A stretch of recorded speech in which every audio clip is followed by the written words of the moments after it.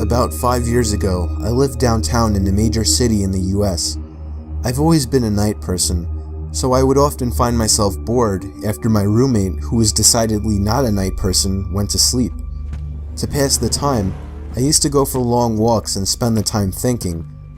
I spent 4 years like that, walking alone at night, and never once had a reason to feel afraid. I always used to joke with my roommates that even the drug dealers in the city were polite. But all of that changed in just a few minutes of one evening. It was a Wednesday, somewhere between 1 and 2 in the morning, and I was walking near a police-patrolled park quite a ways from my apartment.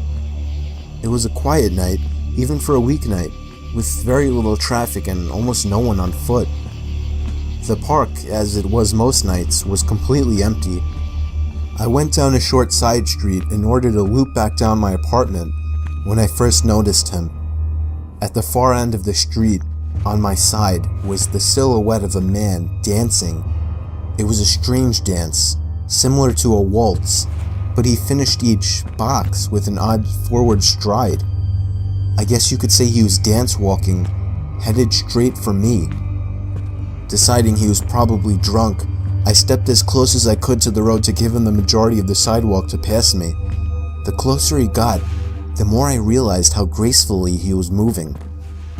He was very tall and lanky and wearing an old suit. He danced closer still, until I could make out his face. His eyes were open wide and wild, head tilted back slightly, looking off at the sky. His mouth was formed in a painfully wide cartoon of a smile. Between the eyes and the smile, I decided to cross the street before he danced any closer. I took my eyes off of him to cross the empty street.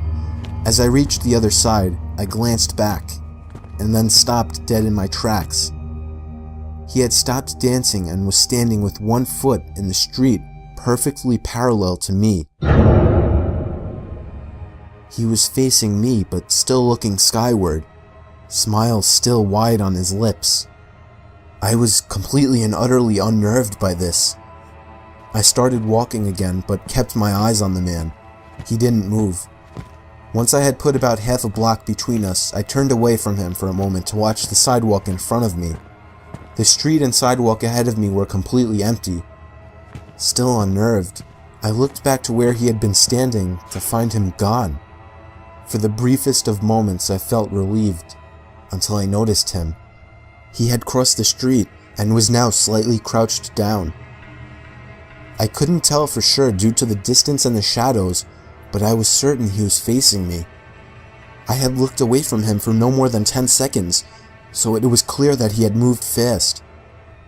I was so shocked and I stood there for some time, staring at him, and then he started moving toward me again.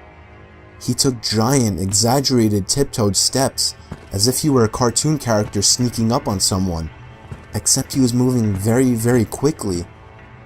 I'd like to say at this point that I ran away or pulled out my pepper spray or cell phone or anything at all, but I didn't.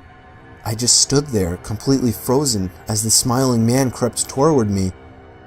And then he stopped again, about a car length away from me, still smiling his smile, still looking to the sky. When I finally found my voice, I blurted out the first thing that came to mind. What I meant to ask was, "What the fuck do you want?" in an angry, commanding tone. What came out was a whimper. What the fuck? Regardless of whether or not humans can smell fear, they can certainly hear it. I heard it in my own voice, and that only made me more afraid. But he didn't react to it at all. He just stood there, smiling. And then, after what felt like forever, he turned around, very slowly, and started dance walking away. Just like that. Not wanting to turn my back to him again, I just watched him go, until he was far enough away to almost be out of sight. And then I realized something. He wasn't moving away anymore, nor was he dancing.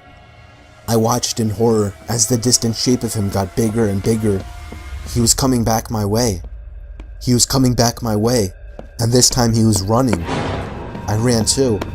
I ran until I was off the side road and back onto a better lit road with sparse traffic. Looking behind me then, He was nowhere to be found.